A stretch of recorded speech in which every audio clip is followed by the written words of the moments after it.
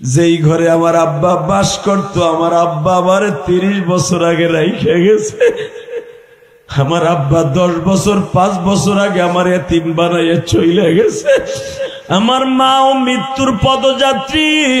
মালিক, আমিও একদিন চলে যাব, আমার ছেলেরাও এতিম হয়ে যাবে, কিন্তু আমি মাটির ঘরে কেমনে থাকব? তুমি যদি আমার একা ফেলায় রাখো, কেমনে খবরে থাকবা? ওই যে যেই নজরুল আমার খবর দিয়ে আল্লাহ দাওয়াত দিয়ে আনছে, ওই নজরুল আজকে আমার যেই বাড়িতে রেস্ট লইতেছিলাম আমার কাছে বসে বসে তোতা পাখির মতো বলে যে, হাদি ভাই, আমার মা যেদিন সকালে মারা যাবে, ওই দিনকে সকালবেলা আমার মার কাছে বললাম, মা, ও মা, ওই জায়গাটা তোমার নামে মহিলা মাদ্রাসা করতে চাই মা, এই জায়গাটা তোমার আমার ভাইরা মিলে একটা মাদ্রাসা কইরা দেয়। আমার মা খুশির আনন্দে চিত্তে বলিয়া দিল, এটা তো ভালো প্রস্তাব, মাদ্রাসা করিয়া ফেলে বাবা। মাদ্রাসার ভবনের খুঁটি দাঁড়ায় রয়েছে, আপনারা দেখতেছেন। নজরুলের মাও জান্নাতে হাসতেছে। ইলিয়াসুর রহমান জেহাদির মাও ইন্তেকালের আগে বলছিল, ইলিয়াস রে, কোনদিন যদি টাকার মালিক হস বাবা, একটা মসজিদ মাদ্রাসা বানাইস। ওই যে নজরুল দেখে আসছে বাবা, আপনাকে মসজিদের ইমাম সাহেব দেখে আসছে, কোটি কোটি টাকা খরচ করে কেরানীগঞ্জ মসজিদ মাদ্রাসা বানাইছে। যেই টাকা মসজিদে খরচ করছি 10 তলা বাড়ি করতে পারতাম। জিগাও নজরুল রে, একমাত্র আমার মায়ের ওসিয়ত পালন করার জন্য। আল্লাহু আকবার বলতে পারলা না? দান করা মনের ব্যাপার। কষ্ট হইতেছে? রাতের অন্ধকারে স্বপ্নে দেখে হারুন আর রশিদ দেখে বাস্তবের মতো স্বপ্ন। বোর্ডারে জাহাজ উঠাই নিয়ে গেল, হারুন আর রশিদের নদীর পারে ধাক্কা দিয়ে ফেলাই দিয়ে গেল। হারুন আর রশিদ চিল্লাইতেছে গপের ঘুমের প্রতি, হে আমার লয়ে যা, আমার লয়ে যা, আমার বউ একা নিস না, আমার বউ একা করুতির আমি সারি নাই, আমার বিশ্ব সুন্দরী বউ, আমার লয়ে যা, আমার লয়ে যা। এই লয়ে যা লয়ে যা কইতে কইতে ঘুম ভেঙে গেছে। ওই যে বাহালুল লইয়া জান্নাতের ঘর কেনা দিয়ে স্বামী স্ত্রী গেঞ্জাম হয়েছিল দুপুরে, গেঞ্জাম হয়ে দুইজন দুই দিক শুয়ে রয়েছে। ঘুমের তো ওইটা বউরে কয়, বাত্তিটা একটু ধরা তো। ধরাইছে, তুই কি আসর না গেছর? জবাই দেখো, আমি কই যাবে মগা, সারাদিন জ্বালাইতেছ আমার, আবার আমি কই যাবো রাত্রে, আমি তো হুইয়ে রয়েছি তোর কাছে। না রে বউ, হাসবা না, শুধু কান বাবা যান। স্বামী স্ত্রীর প্রেম ভালোবাসা পৃথিবীর শ্রেষ্ঠ ভালোবাসা। এই যে আমার বাচ্চা ছাড়া আমার চাষিরে কত মাইট দেয়, গুতে দেয়, বাড়িতে বাড়ি করে দেয়, তারপরে কোনোদিন ওই চাষি ঘর তুই আর এক জায়গায় ঘুমায় না, খাটের এক কোনায় বিলের মতো পড়ে থাকে। স্বামী তারপরে পিড়াইয়া খাটেরতে নামাই দেয়, চাষি আমার নিচে একখান সালা বিছাই শুয়ে থাকে, তবু স্বামীর ঘর ছেড়ে কোথাও যায় না। 10ই নভেম্বর আমার আল্লাহরে বুঝাইয়া কও, আল্লাহ, দুনিয়ায় বহুত পাপ করে ফেলছি, মনে কেন জানো বারবার সাক্ষ্য দিচ্ছি বেশি দিন আর বাইসা থাকবো না, বাসার কোন সিস্টেম নাই রে মালিক।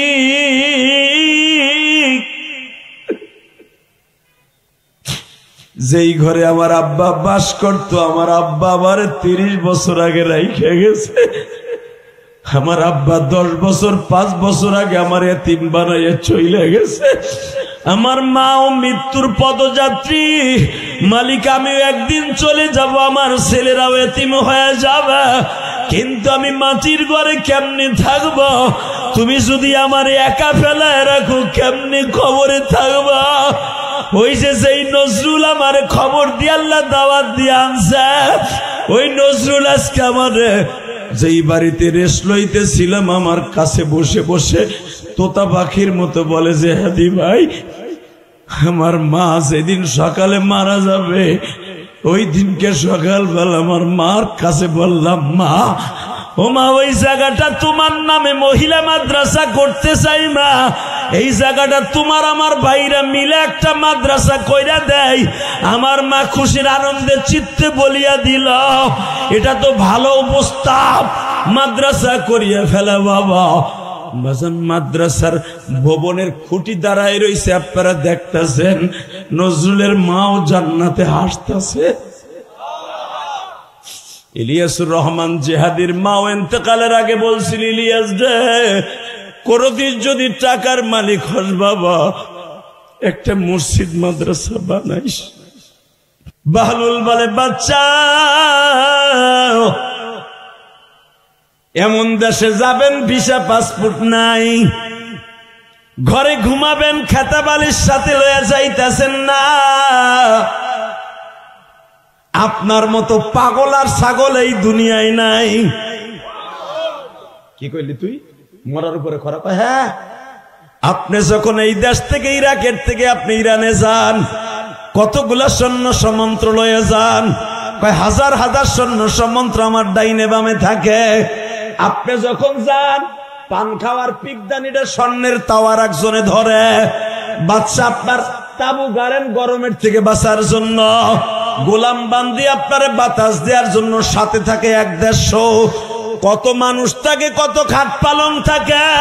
কিন্তু এমন এক জায়গায় যাইতেছেন বাদশা, খেতা বালিশও নাই, কিচ্ছু নাই, ওইখানে কেমনে থাকবেন তাও জানেন না। আমি ভাবিয়া দেখলাম আপনার মতো পাগল আর বেয়াকুব এই জমিনে নাই। কিন্তু লাডি আর কাউরে দিতে পারলাম না। আমার চাইতে বড় বোকা আর নাদান হলেন আপনি। লাডি লন, এখন কানবেন। হারুন আর রশিদ কয়, বালুল রে ঠিকই কইছো, আমার চাইতে বড় বেয়াকুব আর কেউ নাই। দুনিয়ার সফরে গেলে কত কিছু সাথে লয়ে যাইতাম, আখিরাতের কবরের সফরে যাইতেছি, যেই সফর অনন্তকালের সফর রে বালুল। 1 সপ্তাহ সফরে গেলে বিবি সাথে লয়ে যাই, সৈন্য সমন্ত্র সাথে লয়ে যাই, খেতা বালির সাথে লয়ে যাই, শীতকালে গেলে শীতের পোশাক লয়ে যাই, আর মাটির ঘরে আখিরাতের সফরে যাই গো বাহলুল। কিছুই তো সাথে লয়ে যাইতে পারতাছি না, একমাত্র আমার মতো নাদান আর কেউ নাই রে বাহলুল।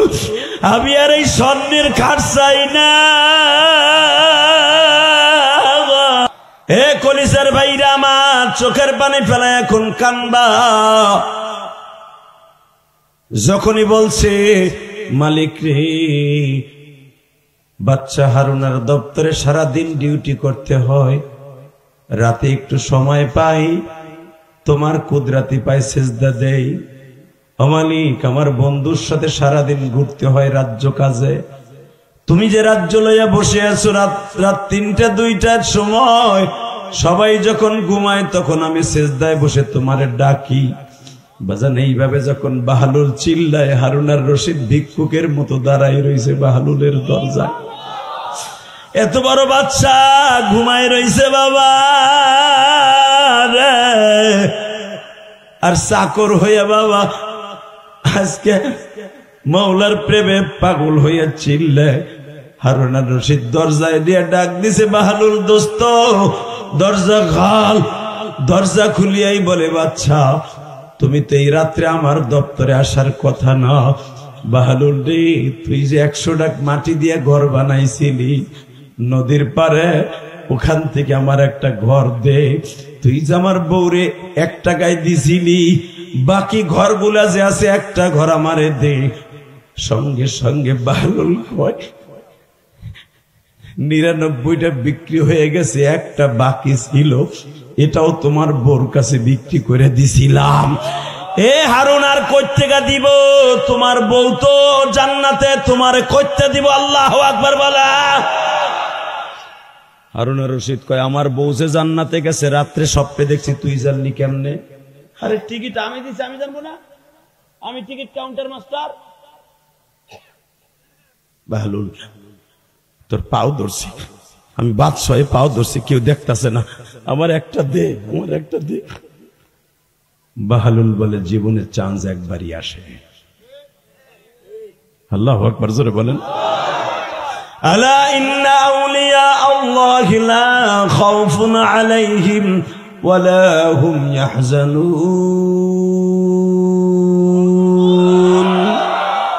ওলিদের কোনো ভয় নাই। আমি ওলিদের গার্ডিয়ান। কে বলেছে?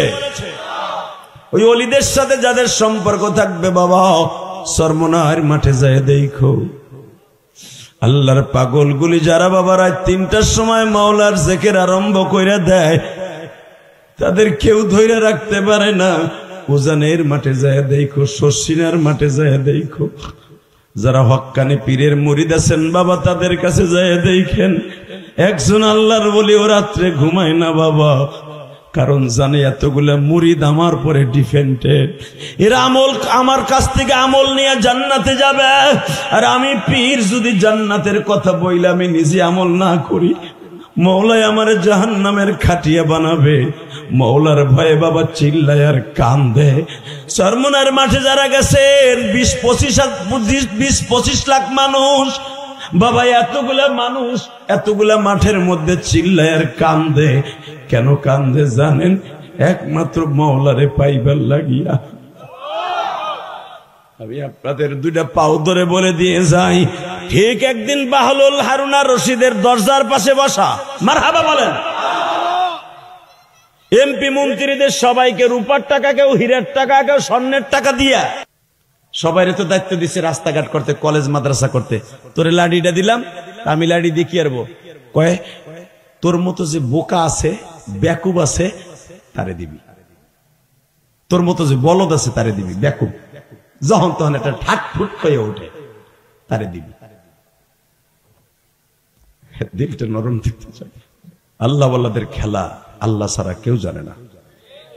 কথা কর জোরে। ঠিক হারুন আর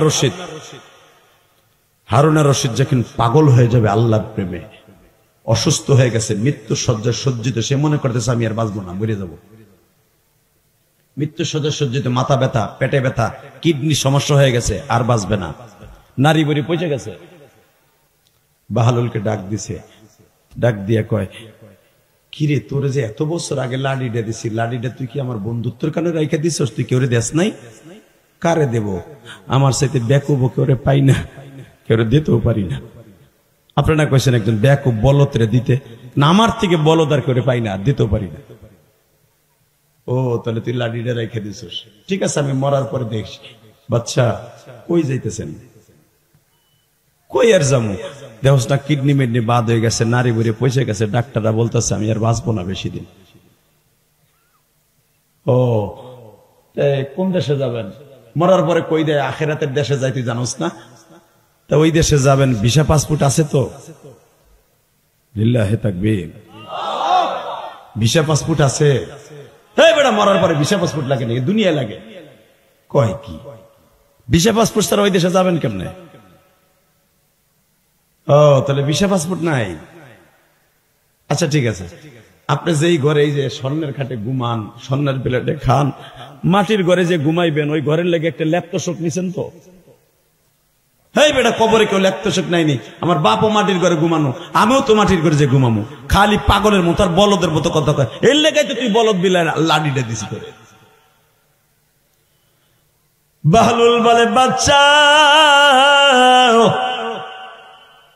এমন দেশে যাবেন ভিসা পাসপোর্ট নাই, ঘরে ঘুমাবেন খাতা বালির সাথে লয়ে যাইতেছেন না। আপনার মতো পাগল আর ছাগল এই দুনিয়ায় নাই। কি কইলি তুই? মরার উপরে খরা? হ্যাঁ, আপনি যখন এই দেশ থেকে, ইরাকের থেকে আপনি ইরানে যান, কতগুলা সৈন্য সমন্ত্র লয়ে যান, হাজার হাজার সৈন্য সমন্ত্র আমার ডাইনে বামে থাকে। আপনি যখন যান, পান খাওয়ার পিকদানিটা স্বর্ণের তাওয়ার একজনে ধরে। বাচ্চা আপনার তাবু গাড়েন গরমের থেকে বাঁচার জন্য, গোলাম বান্দি আপনার বাতাস দেওয়ার জন্য, সাথে থাকে 1-150। কত মানুষ থাকে, কত খাট পালন থাকে, কিন্তু এমন এক জায়গায় যাইতেছেন বাচ্চা, খেতা বালিশও নাই, কিচ্ছু নাই, ওইখানে কেমনে থাকবেন তাও জানেন না। আমি ভাবিয়া দেখলাম আপনার মতো পাগল আর বেকুব এই জমিনে নাই, কিন্তু লাডি আর কাউরে দিতে পারলাম না। আমার চাইতে বড় বোকা আর নাদান হলেন আপনি। লাডিলন এখন কানবেন। হারুন আর রশিদ কয় বাহলুল রে ঠিকই কইছো, আমার চাইতে বড় বেয়াকুব আর কেউ নাই। দুনিয়ার সফরে গেলে কত কিছু সাথে লয়ে যাইতাম, আখিরাতের কবরের সফরে যাইতেছি, যেই সফর অনন্তকালের সফর রে বালুল। এক সপ্তাহ সফরে গেলে বিবি সাথে লয়ে যাই, সৈন্য সামন্ত সাথে লয়ে যাই, খেতাবালির সাথে লয়ে যাই, শীতকালে গেলে শীতের পোশাক লয়ে যাই, আর মাটির ঘরে আখিরাতের সফরে যাই গো বাহলুল, কিছুই তো সাথে লয়ে যাইতে পারতাছি না। একমাত্র আমার মতো নাদান আর কেউ নাই রে বাহলুল। আমি আর এই স্বর্ণের খাট চাই না,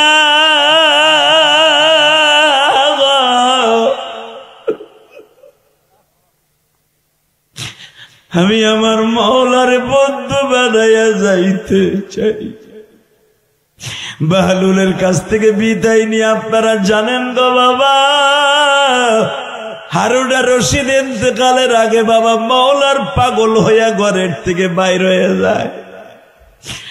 বেজান্ডে জঙ্গলে জঙ্গলে, ইরাকের জঙ্গলে জঙ্গলে, পাহাড়ে পাহাড়ে ঘুরে। হারুন আর রশিদ রে কেউ চেনে না, কোনটা হারুন আর রশিদ। বাজান্ডে মানুষের কাছ থেকে চাইয়া চিন্তা খায়,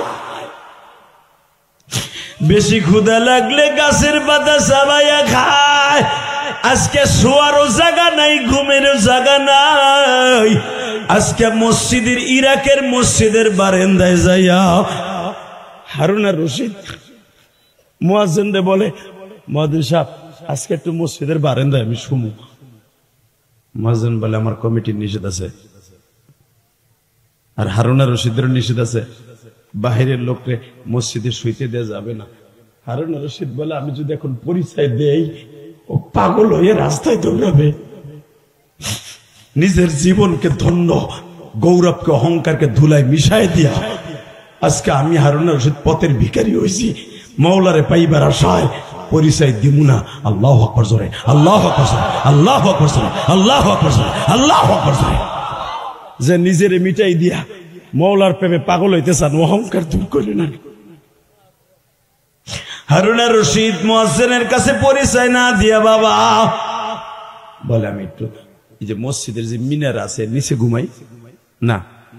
মুয়াজ্জিন তারে তারাই দিয়া চলে গেছে। রাত্রে কই যাইব? মসজিদে যে সিঁড়ি আছে এখানে চাদরটা গায়ে দিয়ে শুয়ে রয়েছে। এখন কানবেন, আমার বাপের বানানো কথা না। মসজিদের সিঁড়ির উপরে শুয়ে রয়েছে। মুয়াজ্জিন যখন সকালবেলা আজান দিতে আসছে, আইসা দেখ ওই পাগল হয়ে শুয়ে রয়েছে।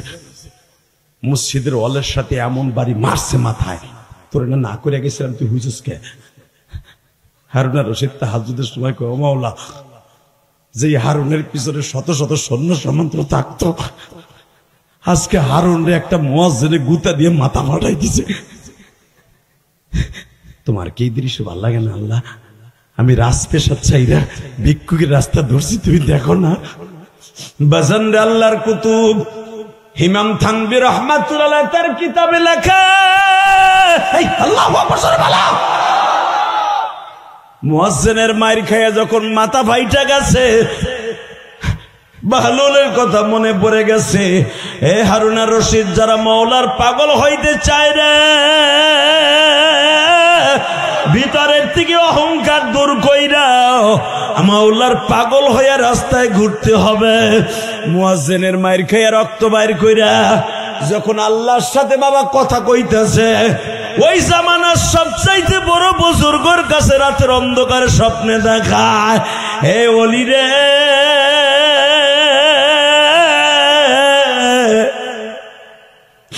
যেই হারুন আর রশিদ রে তোমরা খারাপ কইছো,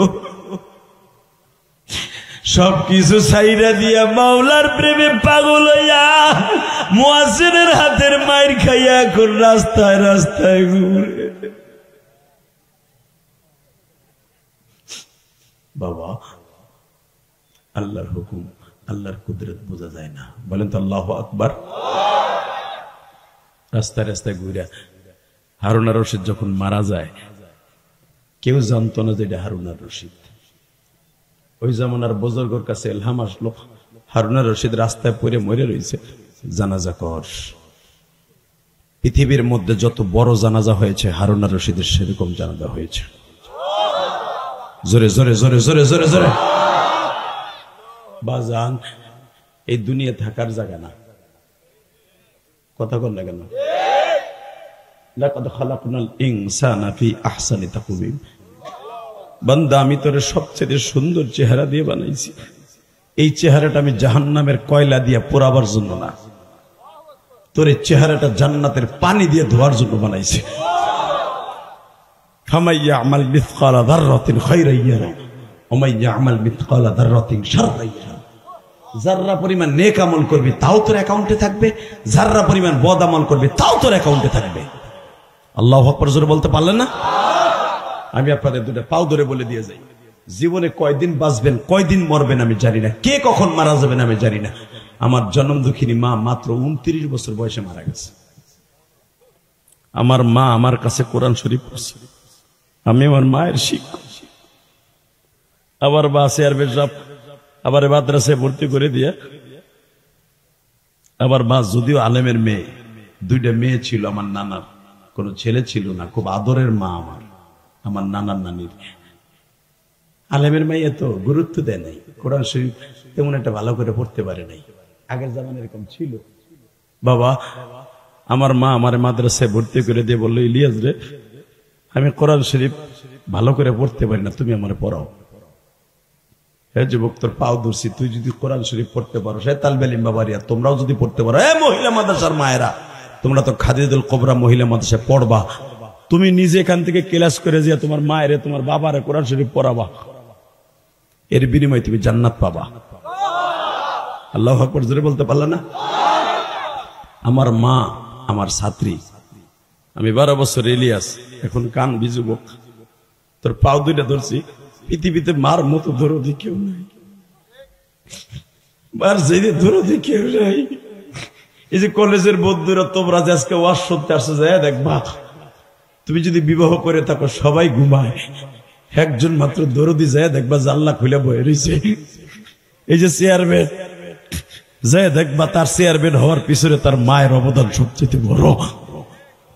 তার মা যখন শুনছে আবার ছেলে ভোট ছাড়া চেয়ারম্যান হয়ে গেছে, তার মা এখন হসপিটালে, যত সময় বলতো মা কাছে সে না যাবে, যায় দেখবা তার মা ভালো নাই।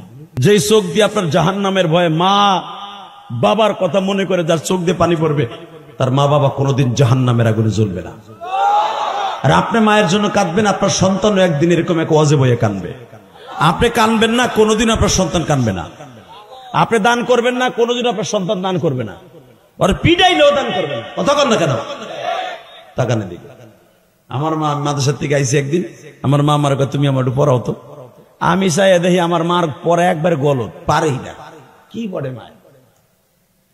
আমি কইলাম, মা আমি মাদ্রাসায় পড়ি, তুমি যা পড়ে কিচ্ছু হয় না। যুবক, আমি জানতাম যে আমার মা 1 বছর পর আমার সাইডে চলে যাইব, আমি জানতাম। যখনই মাদ্রাসার পরীক্ষার বন্ধ হইতো বাবা, 1 বছরে আর মায়ের কতটুকু পড়ান যায়।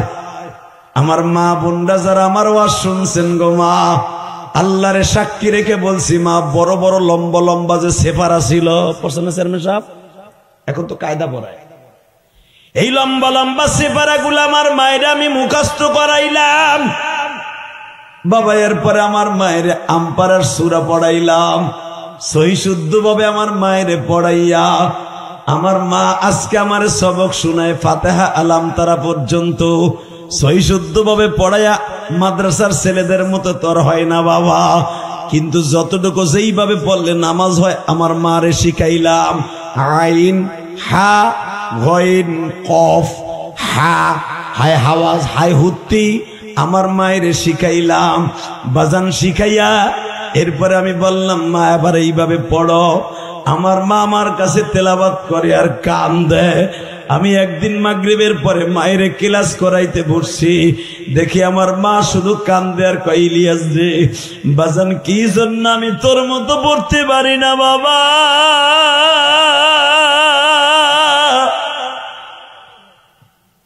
তোর মতো পড়তে না পারলে কি আমার মাওলা আমারে মাফ করবে?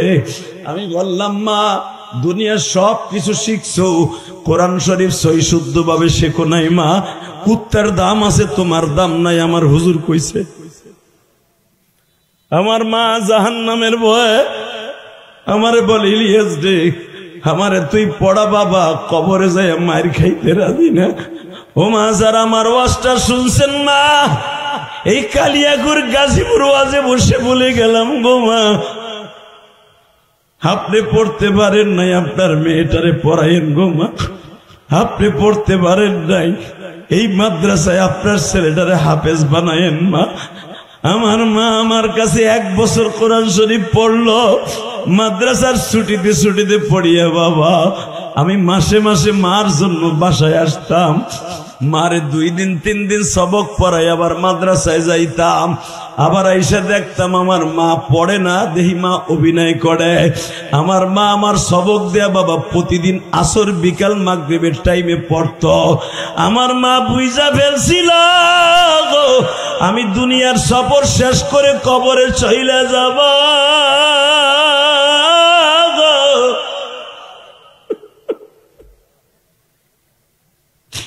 আমার মা যেদিন আমারে বিদায় দেয় গো ভাইরা,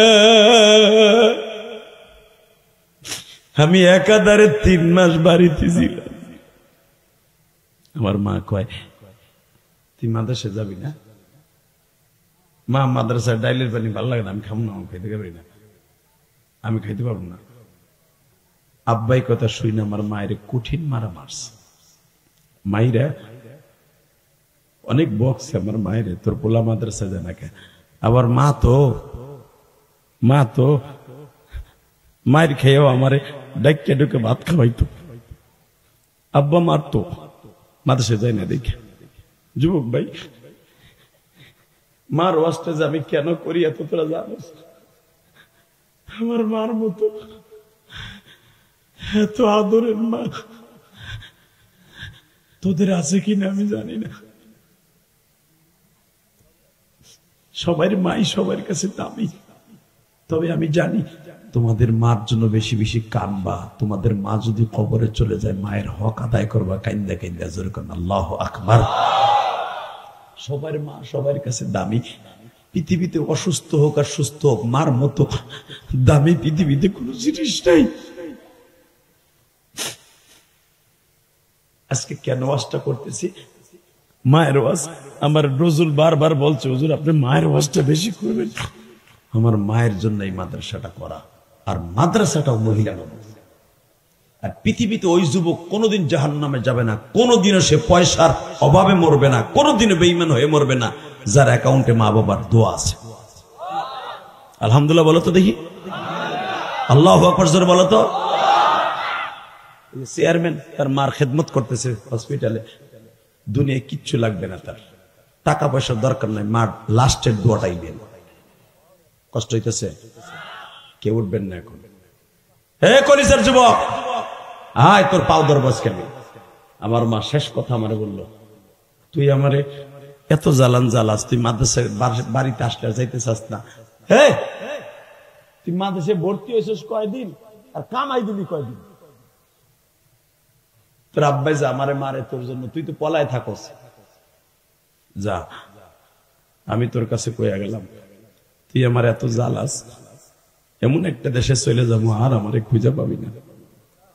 তোর আব্বার চোখের সামনে তো চলে যাবো, তোর চোখের সামনে তো চলে যাবো।